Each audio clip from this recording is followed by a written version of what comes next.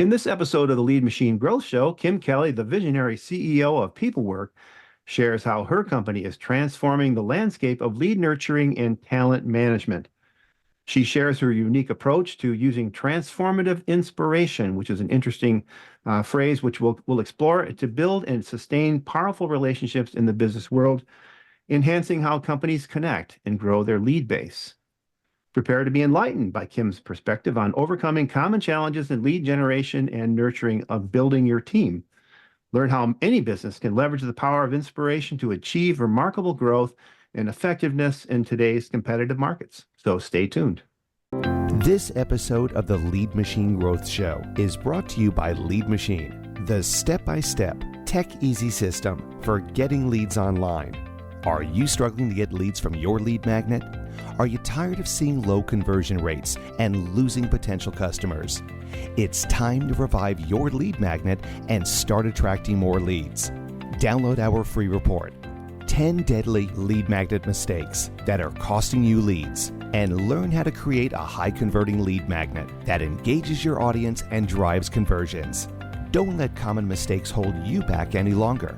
Revive your lead magnet today and download your free report at www.getleadmachine.com/deadly.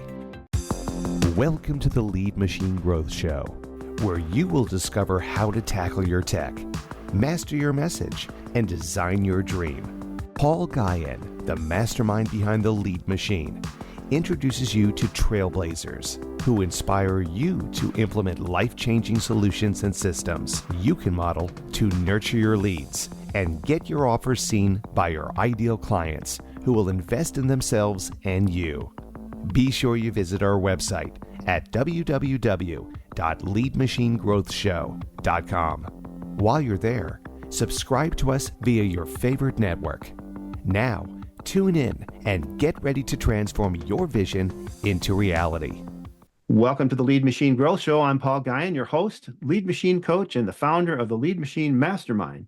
I'm dedicating to helping you tackle your tech, master your message, and design your dream. And whether you're just starting out or want to take your business to the next level, let's get this conversation started and turn your dreams into reality. Kim Kelley is the dynamic CEO of Pepelwerk, a leading technology company revolutionizing talent management and bridging the gap between education and employment. She has a passion for empowering individuals and driving positive change in the job market, and she has established herself as a visionary leader in the industry. So, Kim, welcome to the show, and thanks for coming today. Thank you. I look forward to the conversation. Yeah. And so we caught you just getting out of your workout, which was interesting. We had our wires crossed a little bit. So I'm glad you were able to gosh, you look great. I love that blue color. As blue as my I think it complements your scheme very well. It does. Blue is my thing. You know, when I was growing up, I had 4 older brothers, and my brother David, who was the oldest, his favorite color was blue. And so I had to pick something else, and I have green eyes, so I picked green. So green was always my color until my brother, God rest his soul, has passed away, and now blue is my thing. So it's my favorite color. So, okay, so basically you got to take it back. I got to take it back. I think I could have kept it all along. So, so transformational inspiration, what is that, and how did you first come to find out that that was so important in lead nurturing to build teams? Well, I think we'll take those 2 words separately. So transformation is really just about the human fact that we have to change. I mean, we all know that change is a part of life. What do they say? Change is the only constant. So I'm just using the word transformation in place of change, not because it sounds more marketable, but because really ever since COVID, I think the human awakening that, oh my gosh, like my future might not look like my past at all. Yeah. Transformation is just I think a more drastic word for change, not necessarily a more friendly word, but your change is maybe incremental. Transformation is it's all going to change. And then the inspirational side to it is that you have to have a reason to do it. I mean, Paul, when you decided to do your podcast, there must have been a reason, something that got inside of you that said, hey, I don't know how I'm going to apply this energy, but now this tool is going to be my podcast, and that's how I'm going to apply this energy. So you have to have something, cause and effect. If somebody isn't interested in something, they're not going to participate in something. So you have to have those two things together in order to really be ready to build the talent, your team of the future.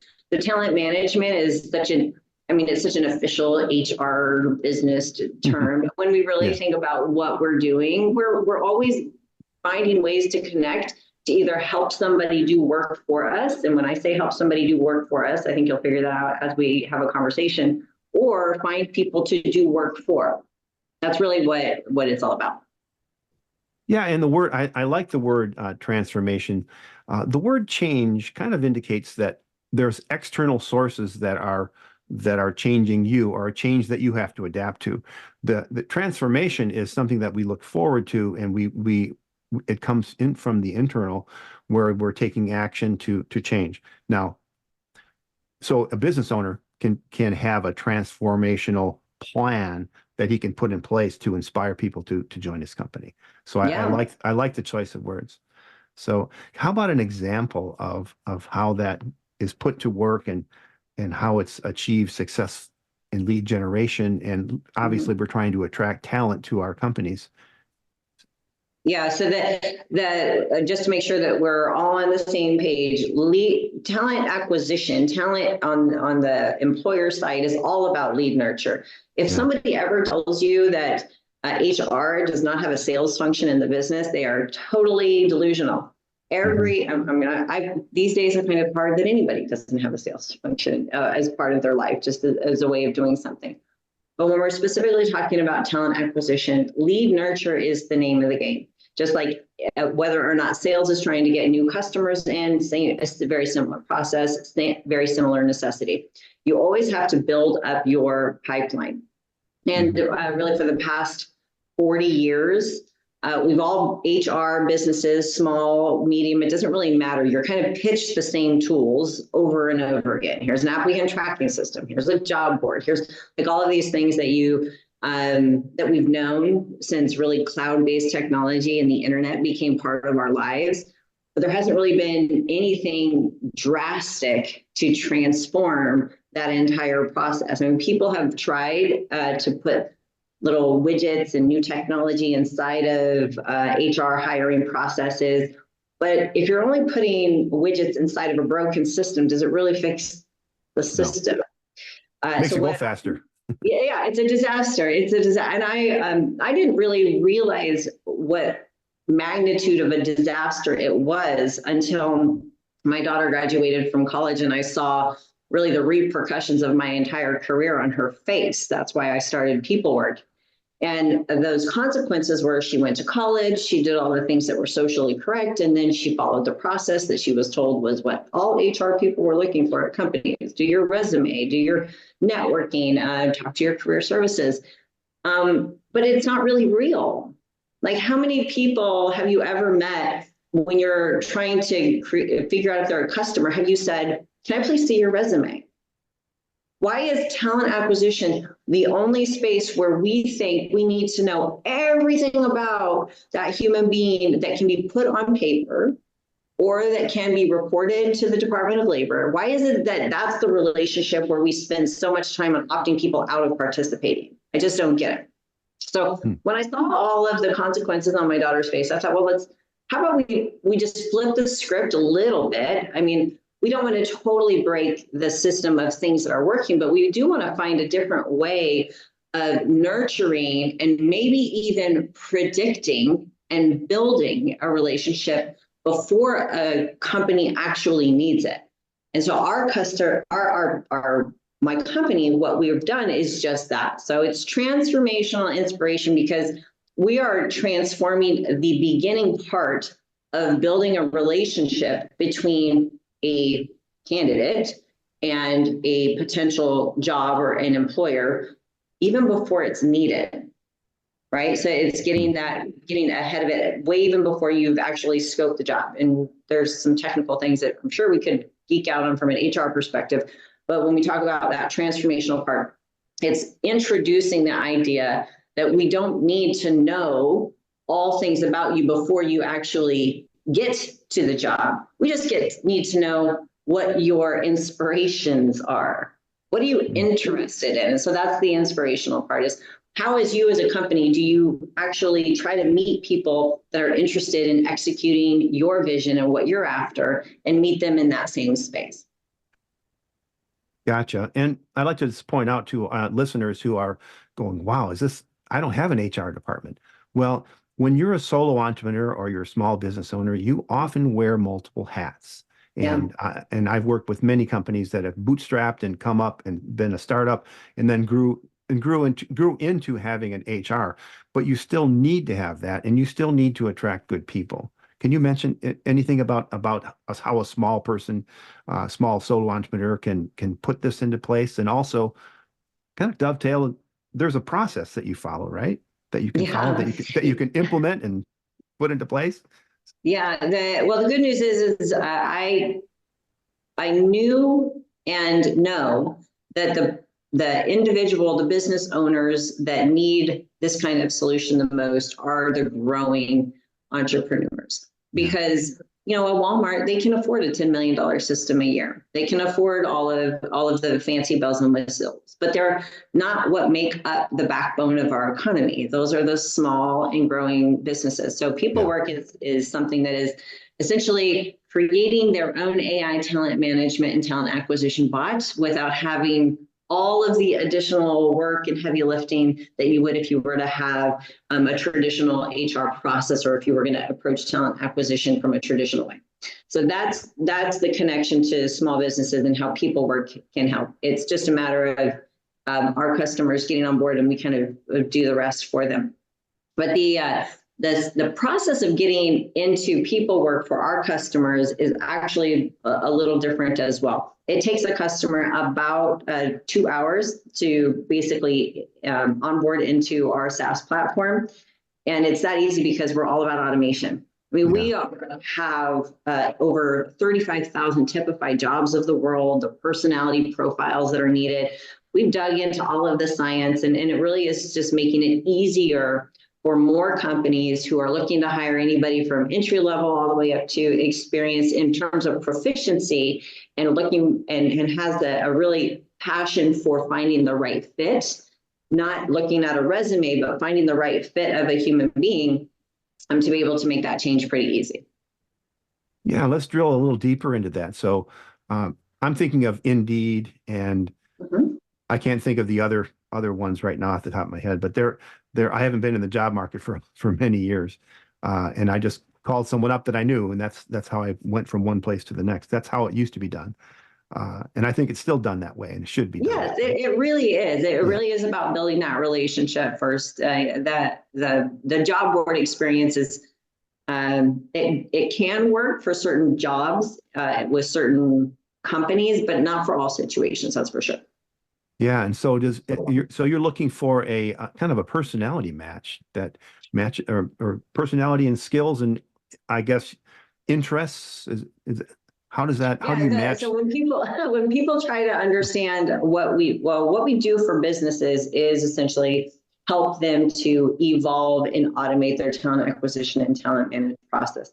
And for us, that there means a whole lot of different things, and it only makes sense to define all of those things based on what a company is actually looking for.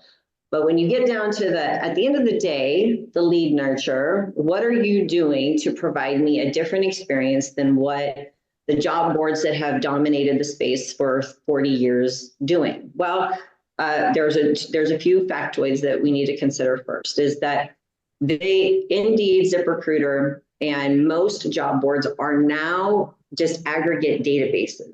They've been around for a long time, and they're using as much as they can of their existing database. So what you're getting back is a database. I have some of them are putting in word search matches, but what's happening in the job market is a bigger discussion than whether or not you use Pepelwerk or you use an Indeed, because Indeed is not qualifying you as a human being. they are using a resume search-based system. And so if the candidates who are actively looking for jobs are using a ChatGPT to outgain Indeed, and then you get to have a conversation with them, and they're nothing like what their ChatGPT resume said, how is that a valuable use of time? Well, the difference, it's not. The difference for us is that we are not a database. We're a matching service. We are building relationships that you can see over time, real human beings that cannot game the system, that cannot chat GPT their way into a match, and that have been validated for their attitude, attributes, and abilities, which is completely different. Indeed is designed, and I'm just using Indeed because they've been around for a long time. It's a Swedish, I think it's Swedish or Switzerland-owned company now. And they are paid per click. It's a marketing platform. They're a layer of paid per click, the same as what Google would provide, right? And Pepelwerk is a paid for results. So we're already after a more qualitative relationship of lead nurturing and building your pipeline than some of those traditional methods, not to mention really the human aspect of it. Wow. So I was thinking of, dating apps and dating. Yes. What is that? What's the one that has the word match in it? I forget what it's called. I think it's just match.com. So our customers will say Pepelwerk is the eHarmony. Okay. And Indeed is the Tinder. Okay. Yeah. Right. Because you can game Tinder, I guess. I haven't been on a dating app, but yeah, you can game it and well, this doesn't look anything like you. This doesn't, you go on a first date or whatever you do on Tinder. I don't know what. That's more of a hookup kind of thing. Yes, exactly. eHarmony is the relationship and Tinder's the in it for a minute. Yeah. Wow.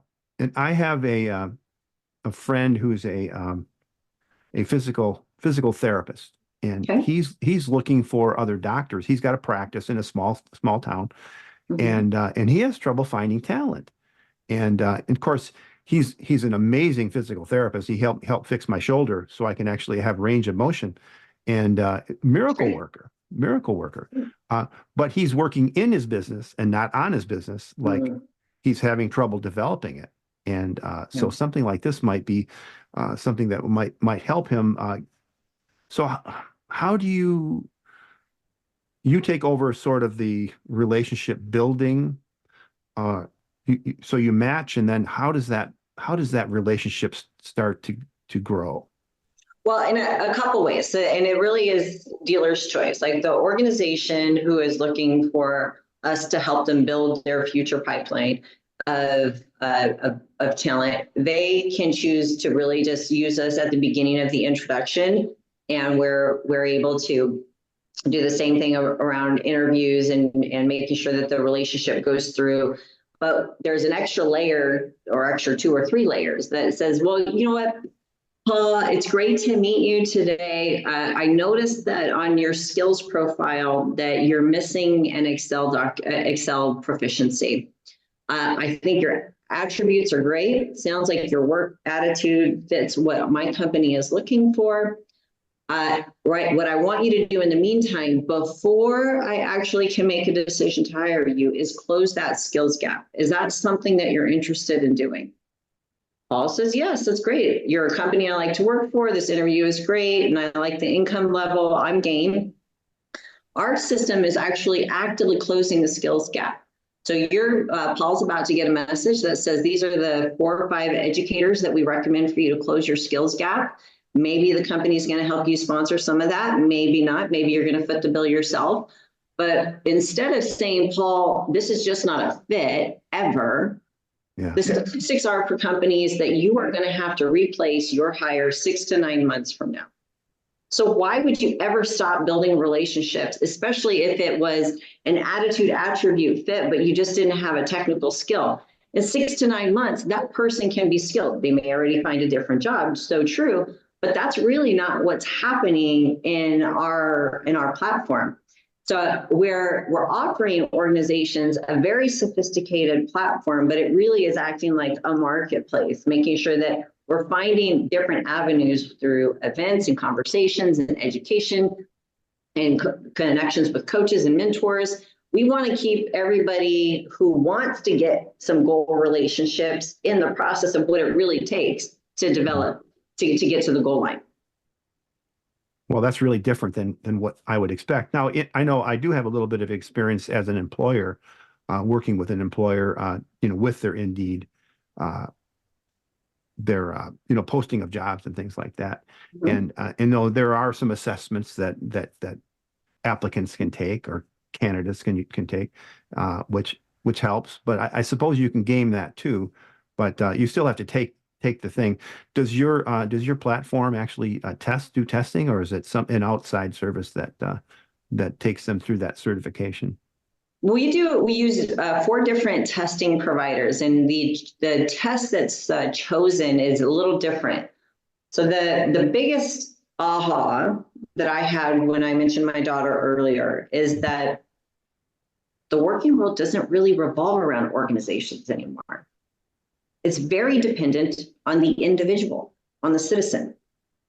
If the citizen has no interest in my job, they can gig it to $100,000 a year without having a formal corporate job anymore. Like, the dependency on a full-time ordinary job where somebody has gotten their W-2 is not the only game in town.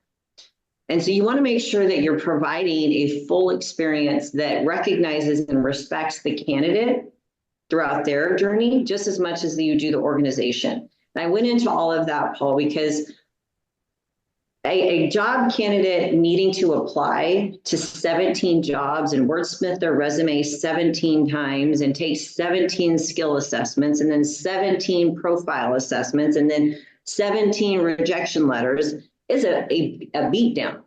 Actually, according to a lot of mental health studies, when people lose their job, it is not losing the relationship with the employer. It's the process of trying to find a new job that puts people into manic depressive states. It makes people question their worth. There's no communication feedback. They feel disrespected. So why are we doing that? Why are we doing that when our economy depends on a household's ability to thrive?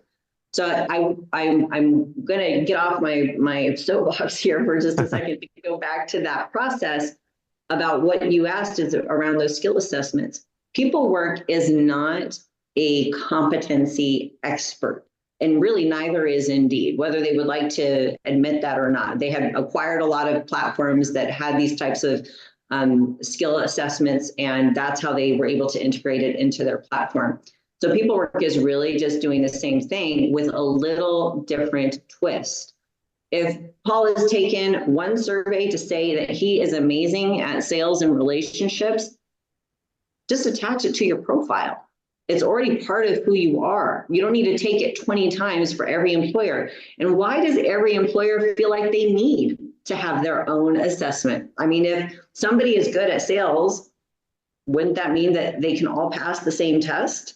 I never really quite understood that. Like, as a HR executive, I never quite understood why I would go into a company over and over again, and everyone was like, I have my own process. But I'm like, you're not unique. Like, you think you're unique all the time, but you're really not as unique. Your requirements are not as unique in terms of skills. Now, your culture, your work attitude, maybe that may be unique. But in terms of skills proficiencies, no, I mean, that's not necessary at all. So our solution is that we work with, we actually have a lot of research companies that provide the skill proficiency tests and that measures whether or not somebody can do a particular skill.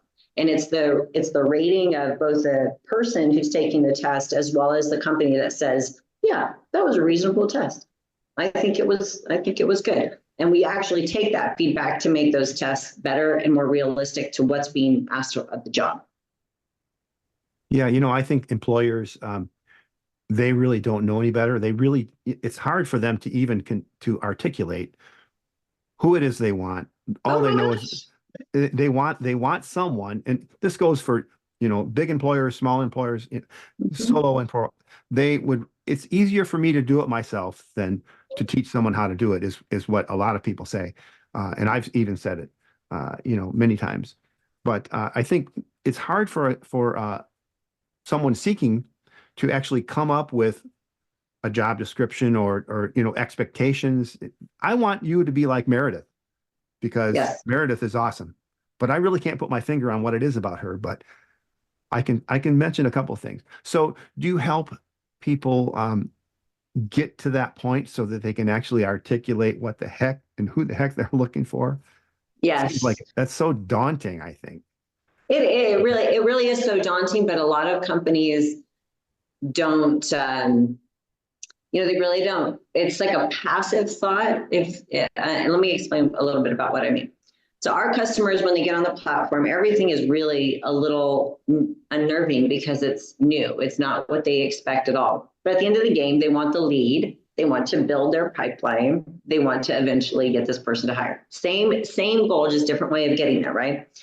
And within our experience, we might have companies that'll be like, oh, well, I'm not sure I like this match. Okay, well, let's go and look at the unicorn that you designed, this custom human being that you thought was going to be amazing. And how about we get the person that's going to be their manager? How about we get somebody else? And maybe if it's a solopreneur, doesn't matter. The outcome is still the same. We'll review it with them, and they will say, essentially, they want somebody that just simply does not exist. Like there's no way, not at the price that they want to pay, not at the schedule that they want to offer. Like there's so many things that go into it.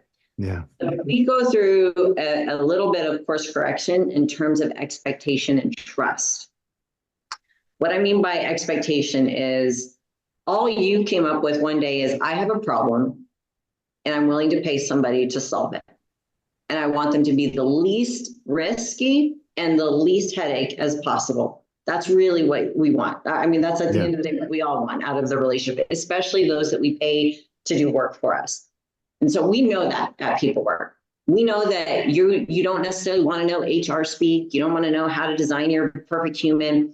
All you really have to do in Pepelwerk is pick a job title, or not, make one up. You can call it super banana peeler. We don't care. When it comes to the attributes, that's the part that we really just want you to focus on. And everything else we can do. So it takes anybody around 4 to 8 minutes to post their first job profile, design their first custom human being. Not daunting at all. We're not asking you to write job description. Every job description ever known to man for any past job has already been created. You don't need to recreate the wheel. Future jobs, we will help you recreate the wheel. That's nothing that our customers have to worry about. But what we really want you to figure out is if Meredith, I think that was her name in your scenario, Meredith. Yeah.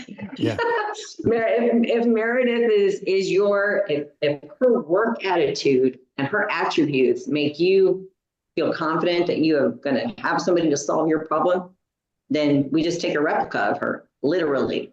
We have her get into the system as if she was any other person in our system, and we copy her. We copy paste her all day, every day. Now, you might find out that you had enough of her. You need a little bit more variety. That could also be very true.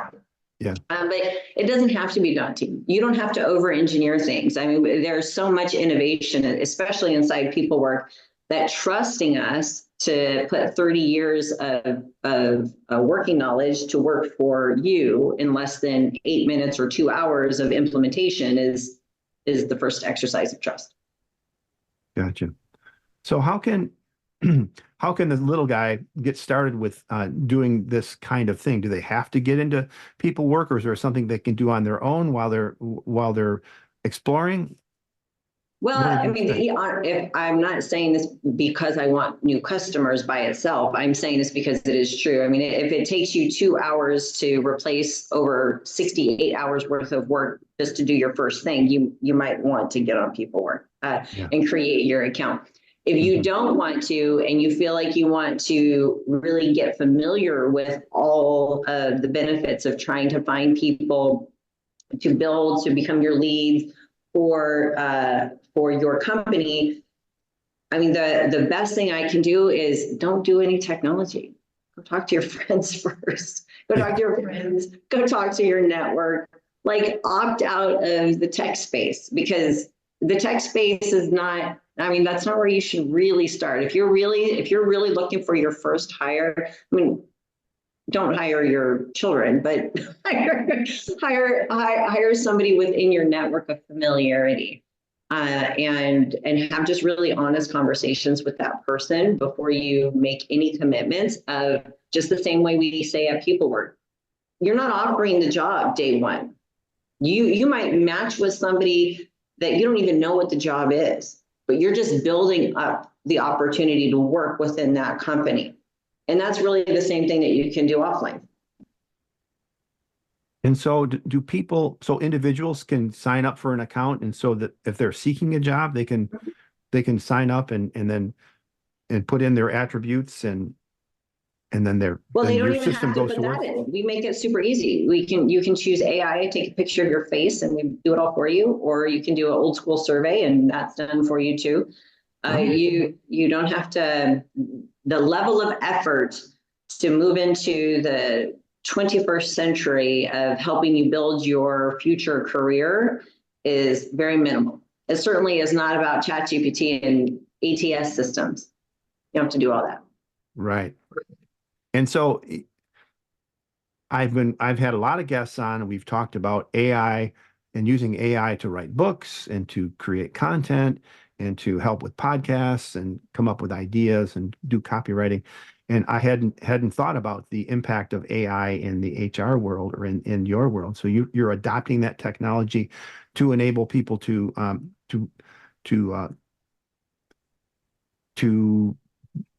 define themselves and to define what they want better and easier to do that articulation I was mentioning. Yeah, before I answer that question, I always like to start off at the same space.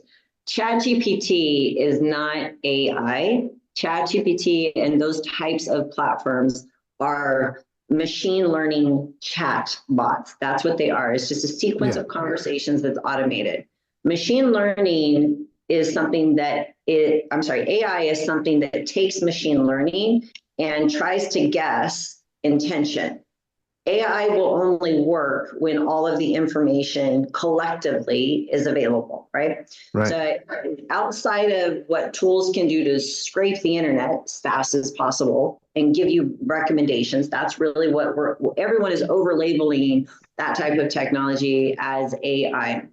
So if we're just saying that, hey, a chat algorithm is doing this search as fast as it can to give me some information, okay, cool.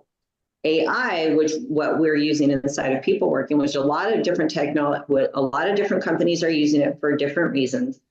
We can truly say that what we're doing is applying AI because we are collecting in a private, secure platform for individuals and a private, secure platform for organizations. It's not a social media platform at all.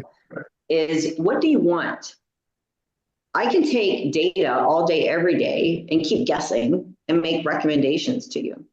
But I want to know what you want. And then I want to apply some really interesting science behind it. And then I want to take data inside of it. And now I'm going to give you informed AI recommendations based on all that you took a picture of, gave us data of, had a conversation about.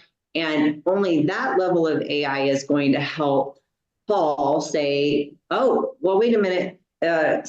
There's a couple of things that are changing in your world. A new CRM tool is out. Do you want to close your skills gap for that CRM tool?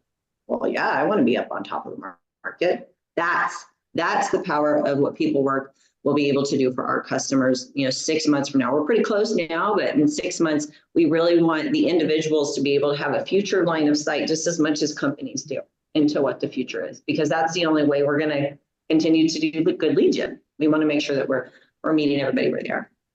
So does your platform, does it leverage any social media for any research or to attract talent into your platform?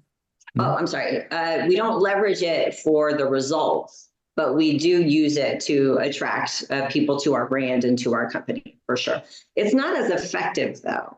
I'm not gonna lie, Paul. Like I'm over social media. I have this one post of me like, I hate social media. It's actually not that I hate it. It's just that I think I expected too much from it. And social media it really is such a strategic tool. I mean, it can be for those that just kind of grind it out all day and find success on it. I mean, cheers to them. I mean, I just never got to that point with social media. We use it to maintain the brand and share like what's going on with the brand, but we don't use it to butter our bread every day. Right. Gotcha. Yeah. And speaking of AI, or speaking of social media, yeah, it can be those people who are grinding it out. It's a numbers game, just like cold calling is, and it can be off-putting, and it can damage your reputation as well as eliminate any possibility of a relationship because of the way it's being used. And a lot of people they want to connect with you. Hey, I saw your profile. They didn't see my profile. I think it's really interesting that you've done this. They don't think it's interesting. Now, let's connect. I always say back to them, what exactly was interesting? I know. Which episode did you like? When they say, oh, I love your podcast. Well, which episode was it? And they can't answer. Or they pitch to be on the show and they say, yeah, I really like this. And I think would be a really good fit. And they are not a good fit. And they have no idea. I said, hey, go back and listen to these 2 episodes and let me know how you're different from these. Because I get a lot of people wanting to pitch virtual assistants. And we've talked about that with a number of, really great companies. And and I've had to turn people down because, it's just because you're in a different region doesn't mean you're not going to say the same thing that these other guests. I mean, I want to give actionable stuff to people. Yeah. And it's a little bit of a tangent, but that's the kind of world that we're living in. So the eHarmony of business attraction and talent acquisition sounds like a great concept. So far, so good. Yeah. So far. So what else? What did I miss? Is there anything else? Common challenge? No, I think you've covered everything. Yeah. Well, what else would you like people to know, and how can people get in touch with you? And then I got one. Well, I think what I want people to take away from this conversation is that we're not really Pepelwerk is not trying to play another space in the technology world. I mean, we all are kind of widgeted out. We're softwared out. We do want to use technology to solve some pretty fascinating human problems that just didn't exist 5 years ago. And so that's really what we're after. So if I could leave anybody with something to remember us by, is that we want to make building up your lead gen for talent acquisition and building your future workforce as easy and as human as possible. But keep in mind, we are after the relationship, not you just joining another technology platform. If I were to say, how would they get a hold of me? Well, www.pepelwerk.com. Pepelwerk spelled phonetically. And then you can find me on my personal website. If you really want to figure out all of my history, even my own attitude, attributes, and abilities are on my personal website. The number one, Kim Kelley. And that's not from an ego perspective. It's because Kim Kelley is a very common domain name. Yeah. So I have to change the one. That's how to get a hold of me. The numeral 1. Yes. Yep. Gotcha. Well, awesome. So as we wrap things up, what are 3 things that our listeners and viewers can do to put these ideas into action? I think the first thing from a business perspective is think about what it is to work for you. Think about what kind of relationship you want from the people that work for you before you start hiring at all. If you figure that out, regardless of whether you use Pepelwerk or not, you're going to develop some really good hiring habits because you're going to know the attributes and the work relationships that you're really looking for. Yeah. The second thing is on the people side of you. You have a work side to you, but you also have a people side to you. Be prepared for as much as you can for the kinds of in-demand skills that you will need to reach your own individual goals. Whether or not you're the CEO or of a growing company, you're a solopreneur, everyone has to evolve their skills, and being ahead of the game is really is really the most important thing to think about for future success. Those are the two things. Yeah, and as you do build skills, you can become a more valuable employee if that's your game, if that's Yes. what you're doing, and you can get pay increases because you went and learned how to be a project manager to manage Yes. projects, and you were doing sales or some sort of administrative work. There's always a need for project management, and there's always a need for Excel, and also there's I also a should need. have a shirt that says Excel for life. Yeah. So, uh, one more question before we go. I wanted to just point out you have a lot of experience in this area. And so a lot of things shifted when we had Mm-hmm. this global thing that happened, and people went remote and they were unsure, and people left and never came back. And it's really hard for companies to get talent. Um, but there's a gig economy that's just exploding. Oh, And yeah. but people can keep their jobs and do a side hustle because Mhm. things have gotten so expensive. What are some of the trends and some of the challenges that employers are facing because of this gig economy? I mean, some people just don't like it. They think there's old school. There's, oh, he's not loyal because he's doing something else, and they think I'm not paying him enough. What are some of those things that are coming up that you're finding? Paul, I know it's actually, I think you hit it the nail on the head. Is it's really the employer's mentality yeah. that is the biggest obstacle. And that's actually one of the qualifiers to becoming a people work client in terms of a big sense. Anybody can get on the platform and do what you need to do and post your jobs and create your job profiles. But the customers who grow with us the most have a very specific mentality. And when it comes to the gig economy, and the way that employers have to live with it is actually goes back to maybe an actionable item, is be very specific about your outcomes related to your jobs. That's one of the things that I'm like, you're just thinking about the beginning of the relationship. You didn't even make your prenuptial agreement. Like, you need your prenup before you get into this relationship. Because Yeah. if you don't know what you're expecting out of the job to be defined as success, your anxiety about human beings just gigging is going to just be there. But if you have that expectation of, hey, I hired you to do this, whether you're in my face or not, is an optical illusion. I mean, people fuddy-duddied, everyone's seen the movie Office. Like, everybody fuddy-duddied around when they were in cubicles. Like, whether or not they're in your face or not does not make a productive human being, but whether or not you scope realistic outcomes and give them very specific performance goals. Now that's awesome for a winning relationship. And the gig economy, it's not going to change. I mean, that's just, No. I think what happens. So for me, just as an example, I am after building a lasting and predictive talent pipeline. I'm not a gig app. And I always have to let people know, like, my talent side, my people, they're goal-oriented people. Life changes for them all the time. We're really more treated like a lifestyle app because we're not really after just the job. We do so much more for them. So we're in it to win it for the individual for a long time. They use all kinds of gig apps between their goal job and what they've got to do and to reach their goal income. So employers just got to get with it and kind of slap themselves around. Like, it's about to be 2025. It isn't going to change.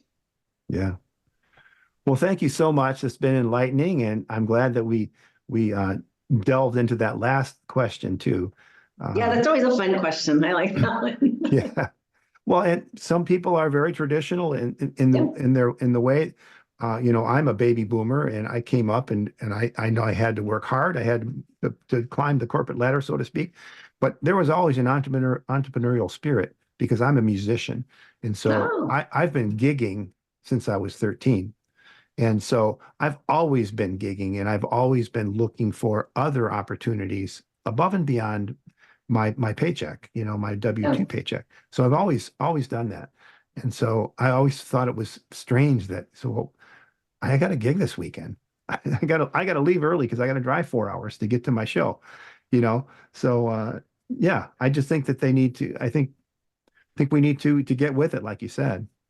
I think there's a little bit of an unfair expectation if a company is expecting a person to put all eggs in one basket right now. And the other part to it is just the human need to have a balance. Like if you're a musician, you're intrinsically need a balance between an outlet for creativity and an outlet for maybe business processes. If you're only confined to that, if the expectation is that you can only be one thing, I mean, that's just bananas. I don't know any human being that can survive and be good at one thing and then sacrifice the other thing that would be very, very fulfilling for them. That just, I don't know, that doesn't work. Yeah, and I've not had a problem with it. I've been like I said, I've been gigging since I was and most 13. people that gig it are very, I mean, you're very productive and you're usually results oriented, or else why would you do it? Yeah. Right. Well, it's fun. That's wonderful. That's true. Well, thanks again. I appreciate it, Kim. And as we sign off, remember, faith and action go hand in hand. So keep the pedal to the metal. And until next time on the Lead Machine Growth Show, I'm your host, Paul Guyon, and Kim Kelley. Thank you so much. It's a pleasure having you on. Thank you. Thank you for tuning in to the Lead Machine Growth Show with Paul Guyon, where we show you how to tackle your tech, master your message, and design your dream so that you can transform your vision into reality. Remember to visit our website at www.leadmachinegrowthshow.com and enjoy even more great episodes like this one. Again, while you're here, subscribe to us via your favorite network. We look forward to seeing you next time on the Lead Machine Growth Show.